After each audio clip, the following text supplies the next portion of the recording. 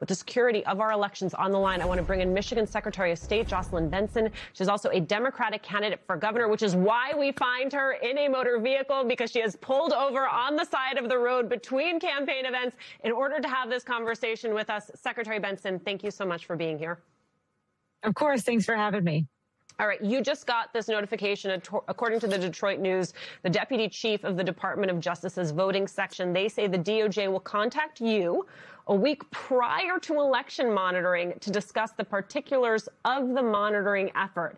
That does not give you a lot of time. So what are you anticipating and what are you doing to prepare?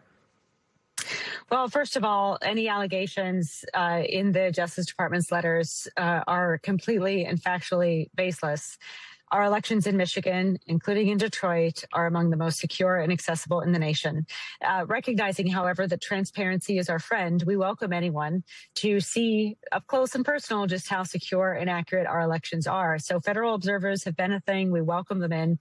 Where we draw the line is disruption, is interference, is attempts to stop legitimate citizens from voting. That is where we are prepared to step in if we need to enforce the law, and have been scenario planning now for months, frankly, with local law enforcement and others to ensure, just as we've done in 2020 and in every other election under my tenure, that will protect the voices and votes of every citizen of the state against any efforts by the president or anyone else to break the law and interfere with that process. I want to talk to you about the words you just used: disruption, interference. In the past, you have used the word intimidation. What does crossing that line actually look like? How do you know when it's been crossed?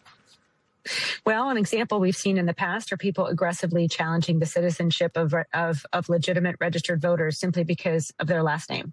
You know, things that bring back what we saw in the southern states in the 1960s and beyond, efforts to try to make people feel they shouldn't be there, even going as far as to say you don't belong here.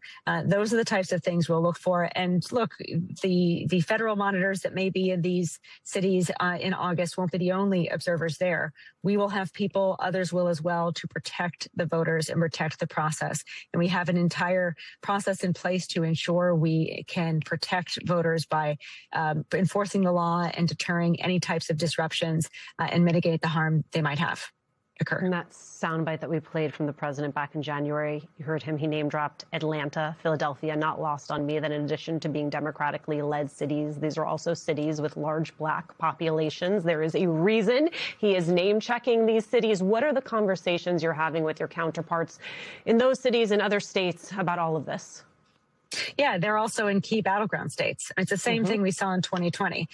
Phoenix, Arizona, Atlanta, Georgia, Philadelphia, Pennsylvania, Detroit, Michigan. That's no coincidence. These are states that the president and others are that are always key to the presidency, and so we recognize that as well, and call that out, and have coordinated with my fellow secretaries of state in those battleground states, Democrat and Republican leaders at the state and local level, to ensure we're sharing information and be prepared to simply follow the law. Welcome anyone to watch our elections and see how secure they are, but also be prepared collectively to share information about disruptions that may be occurring so that we can do our jobs, which is protecting every voter and every voice. Michigan Secretary of State Jocelyn Benson, you know, it is normally only the Reverend Al Sharpton who we allow to join us from motor vehicles, but I am so grateful for your time. We're going to see you off to your next event. Thank you for being with us. Thanks. Good to see you.